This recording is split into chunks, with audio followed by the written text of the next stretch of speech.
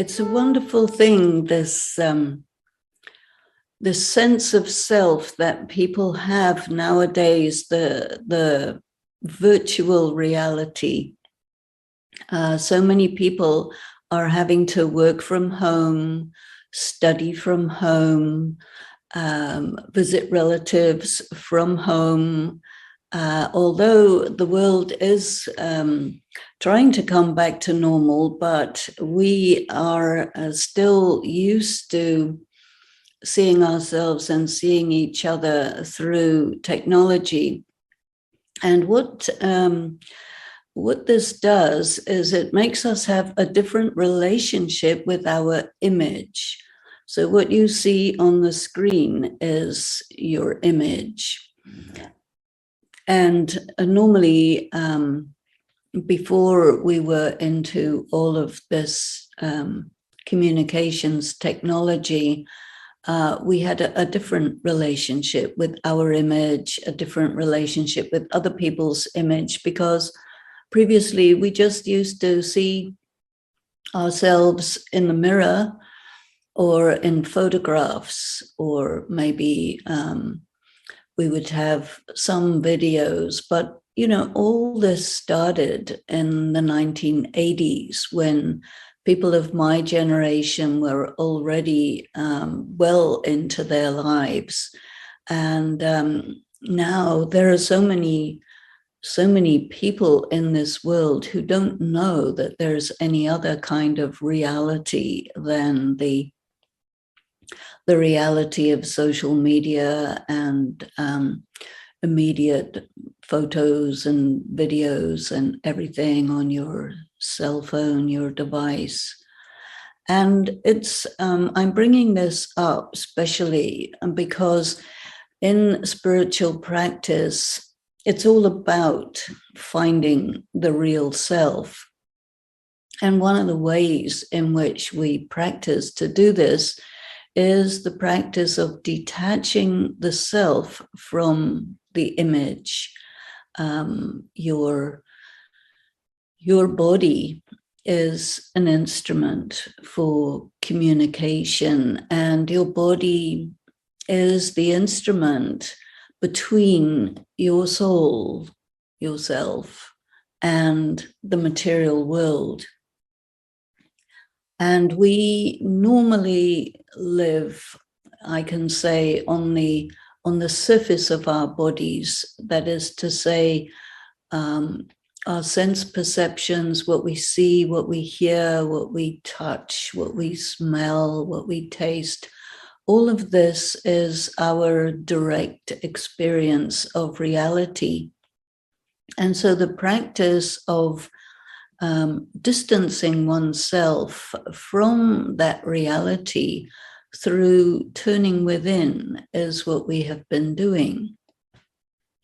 And with the different way that we relate to our image, I think it's easier for us to really detach from the image, because you can see so clearly that it isn't the self, it's a projected image. And people are very worried about their image.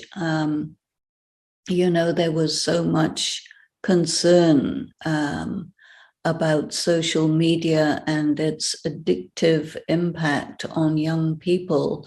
And most of that had to do with people's concern for their image, and how much we look at each other via the image. But to realize the real self is very much the first step to that is to make a distinction between yourself and your image. And the other thing which I think is very important in this regard is other people's relationship with your image. Another person will look at you and they will make comments about how you look. And this happens generally from early childhood onwards because the people around us are in a kind of automatic pilot of adjusting each other's sense of self via the image. And you will be told, okay, you are a girl or a boy, you belong to this or that country, you belong to this or that community, this or that religion. So all of these identifications are really instilled into you right from childhood. And some people have it instilled into them so strongly that it goes in and it overrides any other sense of self that you could possibly acquire from within. So now I would like us to go through the practice together, the practice of detaching from the image. Now, one aspect of detachment from the image is theoretical. And when you study a body of knowledge, you study it essentially theoretically. But in order for that body of knowledge to be real, it has to go from theoretical to actual. That means you have to know it, feel it, experience it, sense it, and take ownership of it. And then perhaps we would say you realize it. You realize it has to do with understanding it, but also making it real. So it's not such an easy thing to shift your sense of self from your image to a much more subtle, very discarnate means away from the body, sense of self. So let us just consider the theoretical first of all. And that is that the self, if you could see a self, you would see something that looks like a star that you see on a clear night in the sky, a tiny point of light. And when you look at the stars at night, you like them, right? You like the stars and the moon because they do something to you. Partly it takes you away from the mundane, the humdrum of life, because you're very aware that they are eternal. And while they move with the cycle of day and night, they move, but yet you know that they are still and they are there. You know that they appear to move because the earth that we are standing on is moving. But otherwise, they're not moving. They're just there. And there are larger astronomical movements, but it's cyclical, and the stars are there for thousands and thousands of years. So it's really a very helpful feeling because you get a sense of continuity, eternity. And this is really what we need to have regarding our own self. And in the material world, everything is so short-lived and time is flying by so fast that it's quite difficult to get a sense that within all of this high-speed whizzing time flying, you are this star of existence, of life, that animates the body, and the body is temporary. Of course, everybody doesn't want to get old. They like to stay young. We use every way we can to stay young.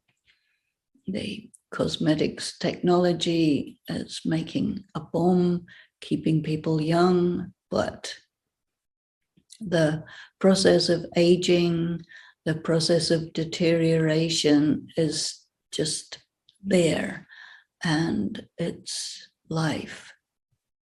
So life means eventually death. And of course, death means we don't want to talk about that.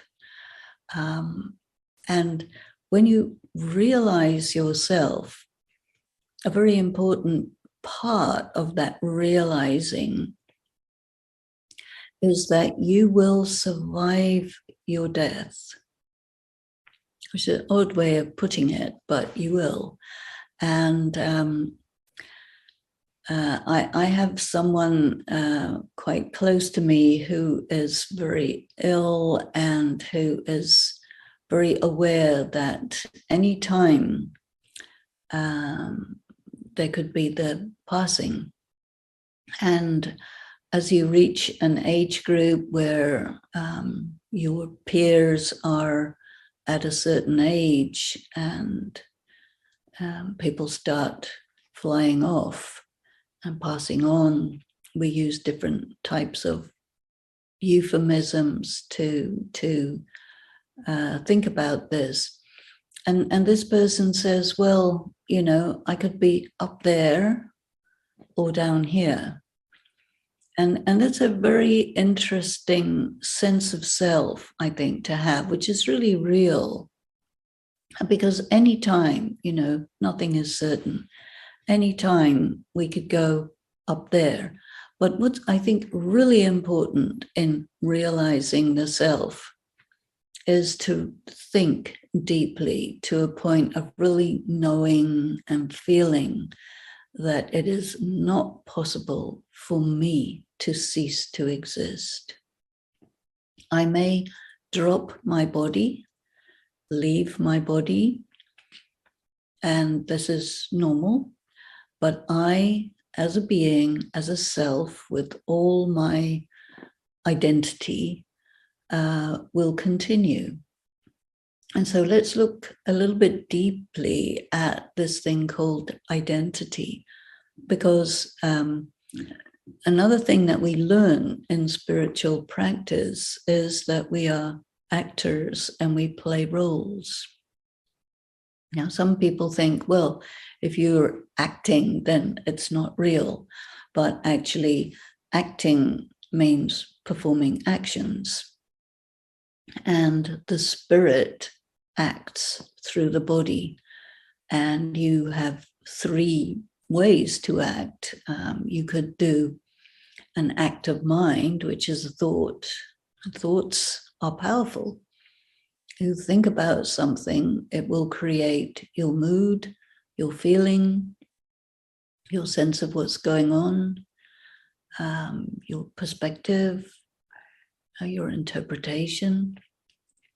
Everything depends on how you think about it and what you think about yourself. There are people who are known to be really beautiful models, actresses, and they look at themselves in the mirror and they find fault with their face, although everyone else says this is the most beautiful in the world. But yet there is this tendency within to find out what's wrong. And where does this come from? I think it's a kind of insecurity or uncertainty about oneself. So knowing about oneself other than the physical face, the physical image, is really good because it changes your relationship with yourself and how you think about yourself and how you feel about yourself. So there is a big reality show going on called life. and there's tons and tons of people in it. The human population is vast, and all the people are interacting with each other, thinking, talking, doing, and making things happen.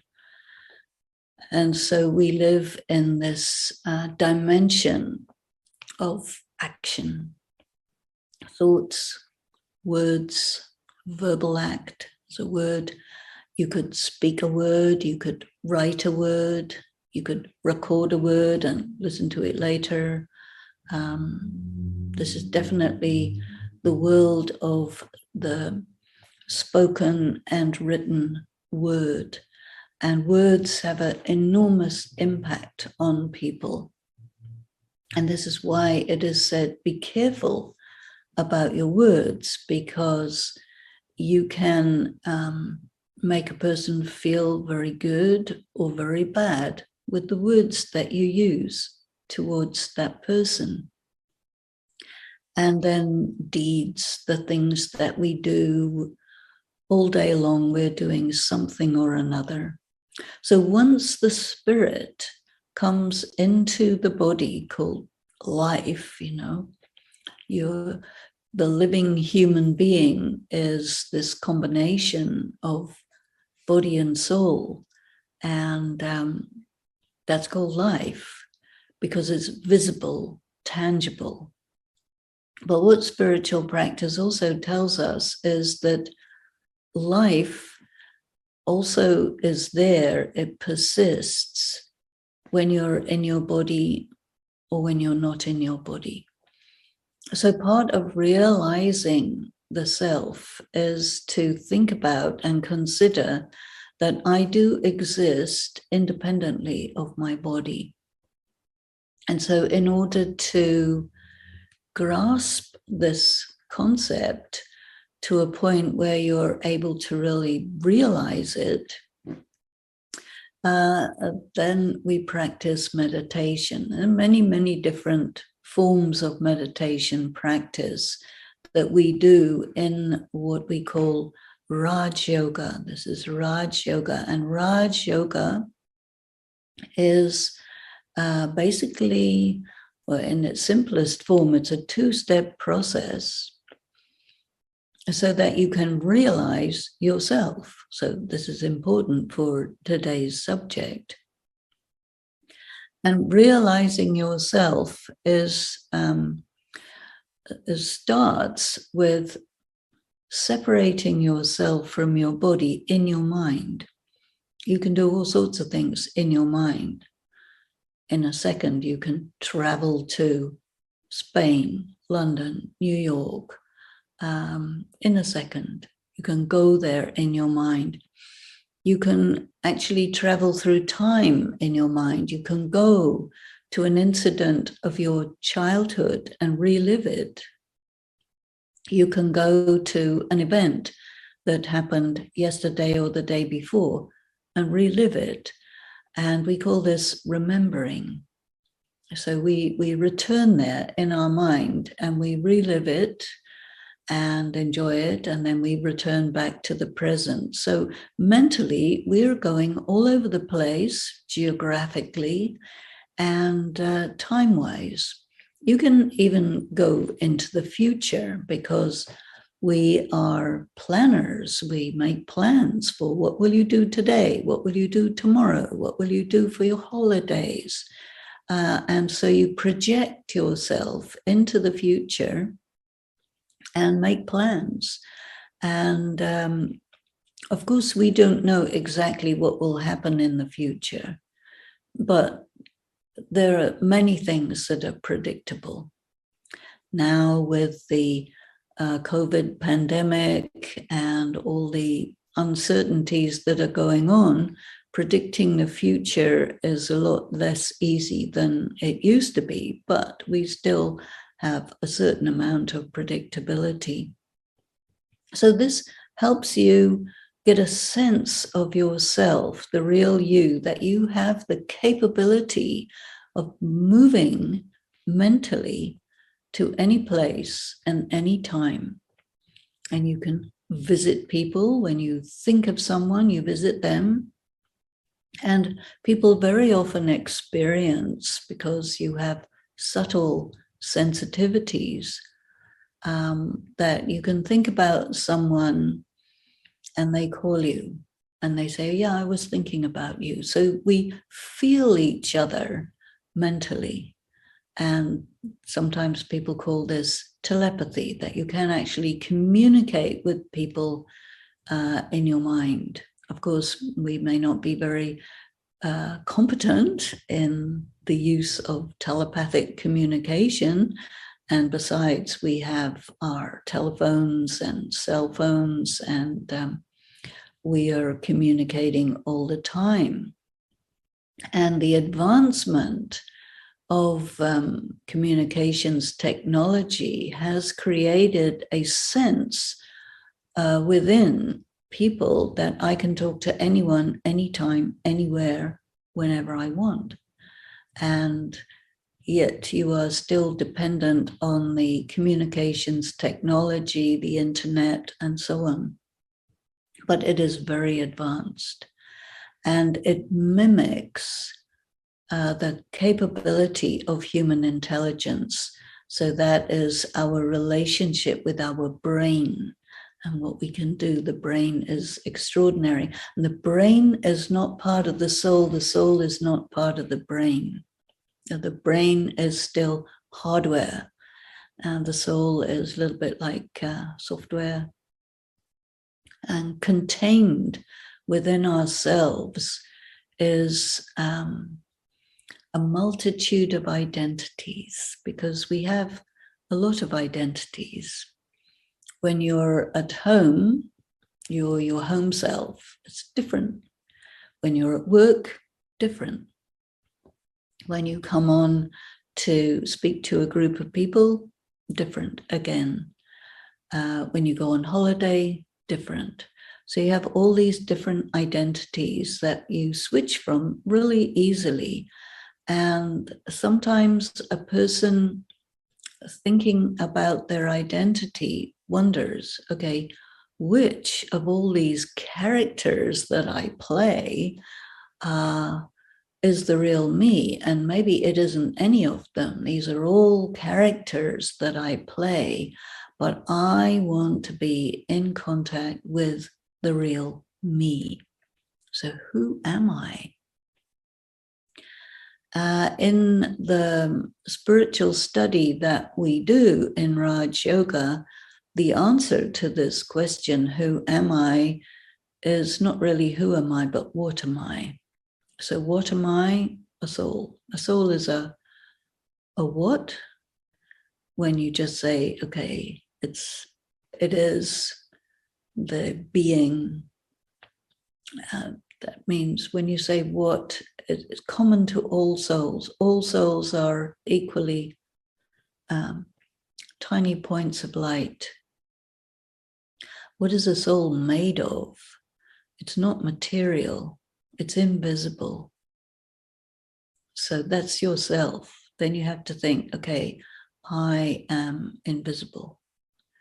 And that's something different from I'm preoccupied with my image. My image is what is visible, photographable, and I think every person gets photographed millions of times in a lifetime through CCTV, through people capturing you on their devices, and there are millions and millions of shots, and you start to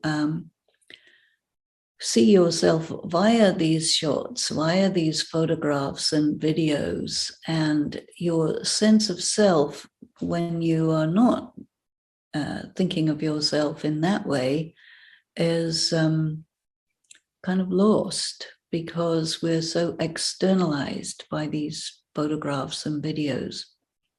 So we understand that the person is a being of light, invisible. The essential qualities of a soul are purity, peace, love, inner power, and bliss. These are the 5 elements of a soul.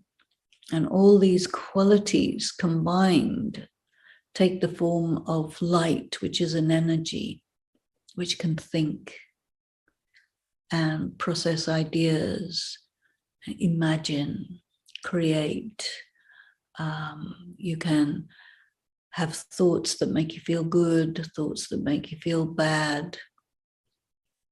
So the practice of meditation is a practice of deciding and determining what thoughts you want to entertain and sustain and develop, and what thoughts you want to just leave aside because you say they're not real, they don't correspond to my essence, they are reactions to negative things that are out there, because the world is an extraordinary combination of light and dark, negative and positive, good and bad, right and wrong, beautiful and ugly, interesting and boring.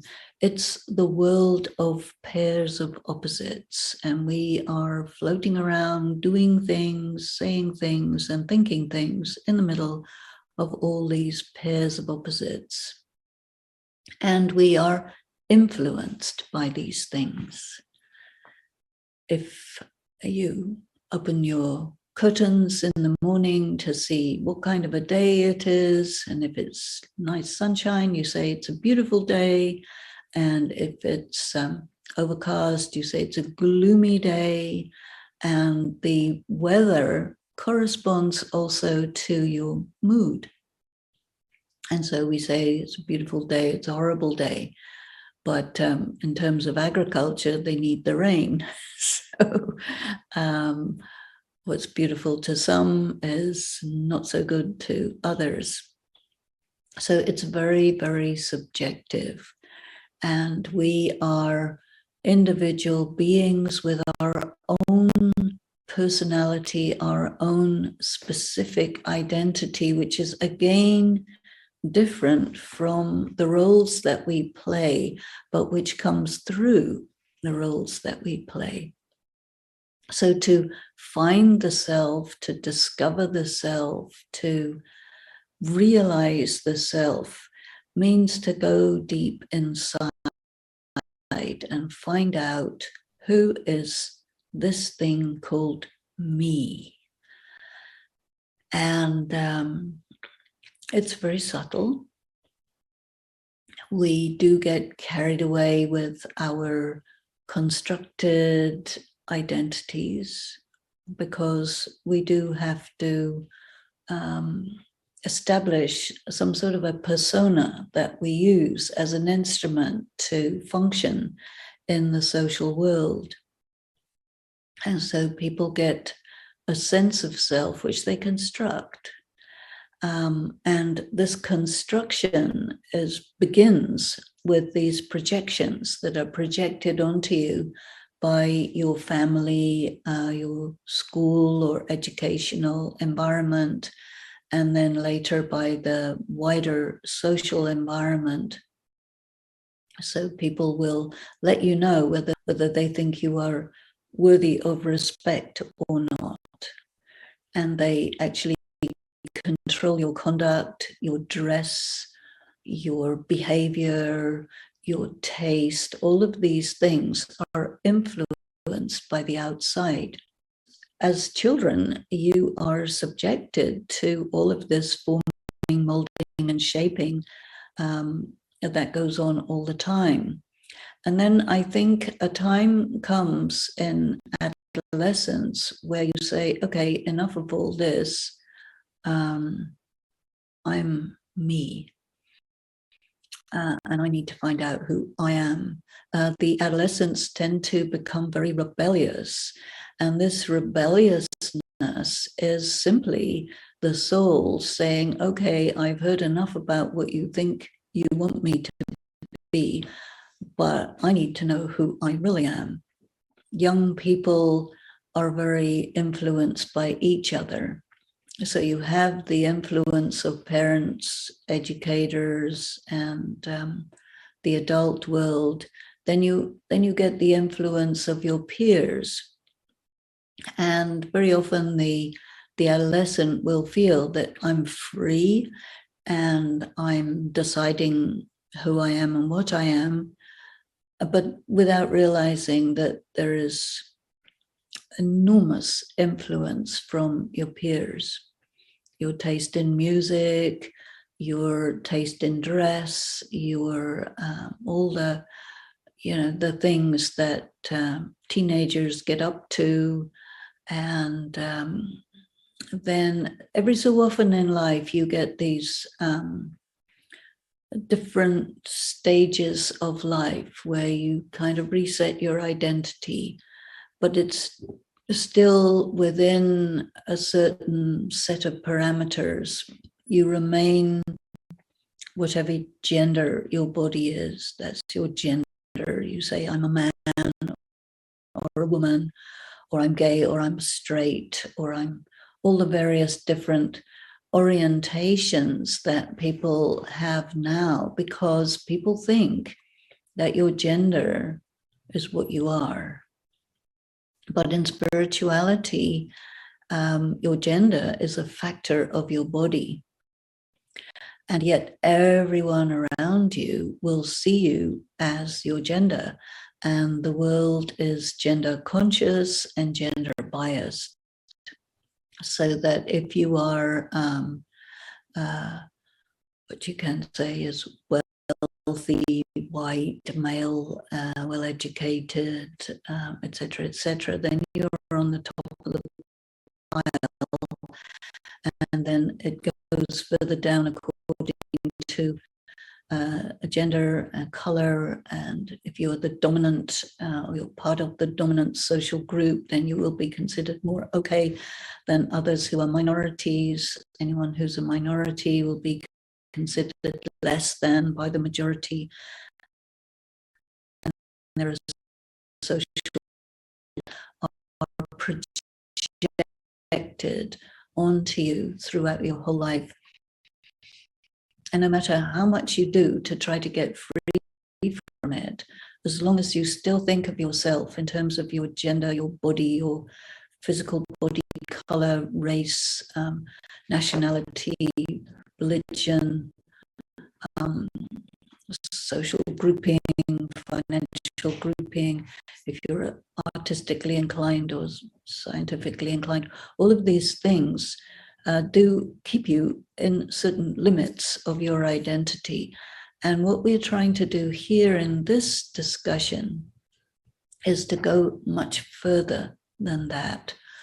And so we're looking at the identity of the self when it is not acting, performing, it's not using any of these personas that you use in your social and professional family interaction. We're trying to go to the deepest part of the self. And so I think we can say that the deepest part is the real part, the core of your being. And so the first thing to do to find that out is to know that the self is actually a spirit in the form of a point of light, which can think and feel and experience, and which contains within itself all sorts of ways of being, all sorts of personality traits. It's a whole individuality which gets expressed through the body. So the purpose of life, the purpose of getting born, is to express what's within and to interact with others and pass through life, contributing and receiving. And that whole experience, the human story, is done by the soul and is contained in the soul. But you have to tell yourself this thought: I am not my body. I am not my image, the role that I play. That is different from the essential me. And so part of meditation is to go deep into experiencing these essential qualities of the soul, the purity, the peace, the power, the love, the bliss. And we need to make it clear to ourselves that that is my essence. Because otherwise, people tell you differently. And your essence has nothing to do with gender, color, race, culture, nationality, religion. All those things are part of the performance in the big theater of the world. But to tell yourself, I am colorless, cultureless, genderless. So what am I? A pure being of light, essentially loving, essentially peaceful.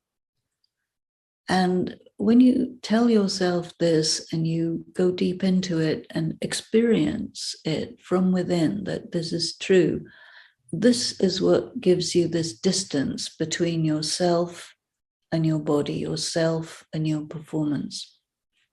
So this practice is really quite important to make this distinction. Then we go further and we say, okay, everything that's going on is according to destiny. There's a story of humanity, and everything that's happening is destined. And there are some people in this world who believe in destiny. There are some people who don't. But in terms of what I have come across in all my years, most people do feel that they have a destiny and that things are destined a certain way. And the sense of destiny is very helpful because it helps you to come to terms with what has happened. And it keeps us away from blaming and trying to get revenge, because blaming and getting revenge are quite negative emotions, which can drive a person to perform negative karma. And another thing that we study about in spiritual practice is karma. Karma meaning action. What kind of action? What kind of thoughts? What kind of words? What kind of actions do I do? And they could be positive or negative. And there's a big spectrum between extreme positive and extreme negative. And there are consequences. And the soul is impacted by the actions that it performs through the body.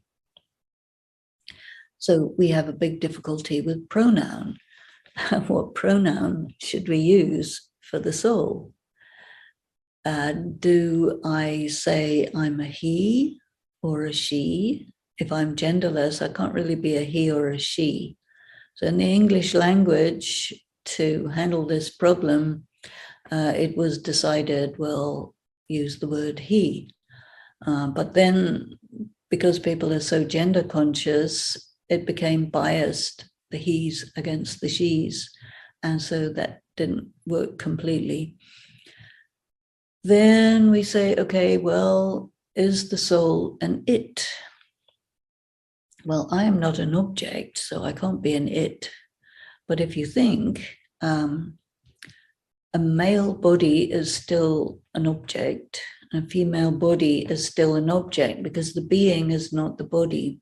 So our whole language is based on the concept that I am my gender and I am the color. You say, I am a woman, I am a man, I am of this race, I am of this nationality, This is my language. This is my religion. This is what I am. And spirituality says, actually, no, you're not. Your body is that. And all these identities came to you from the outside, from the society you live in. Once you get born, you're a little baby, and then they say, okay, you're a girl or a boy, this is your name, and this is the kind of toys that you should like playing with because you're a girl or because you're a boy. And this is our family, and this is the language we speak. These are the customs, these are our beliefs. And so they condition you and culture you in that way. And you accept that and take it on until you get these periods in life where you want to decide for yourself who you are. But without knowing deeper spiritual information, you can only decide for yourself within a very limited framework. So then comes the question, well, how free and independent do I want to be? And there are some people who really, really, really want to know, who am I independently and free from all of these external influences? And it can be quite scary to do that, because these are our context, and our sense of self is very much connected with our context, our sense of security. People do like to feel secure. So, for example, one of the realities of the world today is there's a lot of conflicts, and there are big climate change impacts, which have caused large numbers of people to take the form of refugees and leave their home because it's no longer viable. Either it's too violent, or the agriculture is destroyed by the climate change, and so they cannot live anymore. So they move to somewhere else. And this is called a displaced person. And we see in the news so many people trying to flee their countries or flee their unlivable places where they have lived. And then they want to go somewhere new where they are in a different culture with a different language. They're not accepted. They don't have what they need. It's very, very difficult to be a refugee. And you don't know the culture you're coming into. You don't know the language. You don't know the customs other than what you see on movies, which is, of course, not how it is. And there are as many refugees now as there were at the end of the Second World War, which is millions and millions. And in many ways, it's kind of helpful to think about this, because anything can happen to make your predictable, secure reality all of a sudden not so secure and not so predictable. And one of the things that has really hit people all over the world is the pandemic, because it has changed the way we live. And people are thinking about, when are we going to go back to normal? And some people are saying, well, I don't think we are going to go back to normal, because things have really changed. And so there is this feeling of uncertainty. And people don't really like uncertainty because it's definitely a very strong internal feeling. You want to have things be predictable. You don't want anything traumatic. You want everything to be what we call normal, which means comfortable. because when things are not the way you are used to, you might panic, you feel distress, definitely you feel stress. And this is happening to more and more and more people. And so from that angle, I think that knowing the self, being able to realize the inner self is really good because it's an anchor. And when you anchor yourself, to your eternal form, and also anchor yourself in the divine, because there is an eternal connection between a soul and the supreme soul, the supreme being, God, however you want to name this. It is the most excellent anchor because it never changes and it is never negative. Your relationship is eternal. It has nothing to do with your body. Of course, in the body, people have their spiritual life, their spiritual dimension, their religious life. But above and beyond that, the actual connection, or the connectivity of a soul with the supreme being is permanent, unbreakable, and there's nothing anybody can do about that. And this gives you absolute and total security, especially when the world is becoming more and more chaotic. You need an anchor. And so this two-step process, which I think is the essential and beginning aspect of meditation, connect to yourself, the soul, and then connect to the Supreme Soul, who is your life support in the sense that what are the energies that a soul requires in order to be sustained? It is the energy of love, peace, power, purity, and happiness or bliss. And if you have a continuous flow of these things, and this is your anchor, then you can manage the vagaries of the world, the insecurities, the ups and downs, the craziness and the chaos quite well. And this is why we have such a thing as spiritual study and spiritual practice, because if a person doesn't know these things, then life is really very difficult, because where are your anchors? They're all unreliable. And what you thought was reliable turns out not to be reliable. You feel very distressed, you feel betrayed, and so many negative feelings arise which drain out your spiritual energy. And so this is extremely important, and it is a great fortune to be someone who is motivated to take care of their inner life, motivated to find out as much as possible and take full advantage of this anchor, the anchor to the self. No matter what anybody says about you, you know, I'm a pure, peaceful, powerful, loveful, blissful being of light. I'm forever. And what you see is just my performance, or just my covering, or my, my costume. And don't look at my dress, look at me. Of course, I'm invisible, but feel me. And if you can't feel yourself, it's difficult for other people to feel you.